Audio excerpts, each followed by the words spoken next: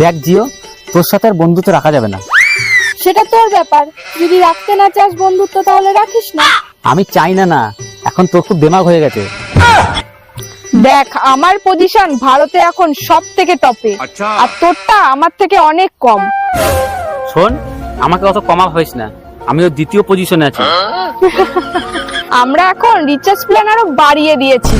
কেন হঠাৎ বাড়িয়ে দিলি কেন? আর বলিস না, আমার মালিকের ছেলের বিয়ে হলো তো তাই। বিয়ে হলো তার জন্য রিচার্জ বাড়িয়ে দিল? হ্যাঁ, আমার মালিক খুব হিসাবি না, বিয়েতে প্রায় কোটি কোটি টাকা খরচা হয়ে গেল, তাই তো সেই খরচগুলো তোলার জন্য এই রিচার্জ প্ল্যানটাকে বাড়িয়ে দিল। তোর মালিকের তো এত এত টাকা, তাও এত কাইমাল কেন তো? হ্যাঁ, আর বলিস না ভাই, মালিকের বউটা আছে না, ও তো প্রতিদিন রাত্রেবেলা বরের কাছে মরা কান্না কাঁদে, এত টাকা খরচা হয়ে গেল কি করে তুলবো, তাই তো এই মুকেশ কাকু বাধ্য হয়ে রিচার্জ প্ল্যানটাকে বাড়িয়ে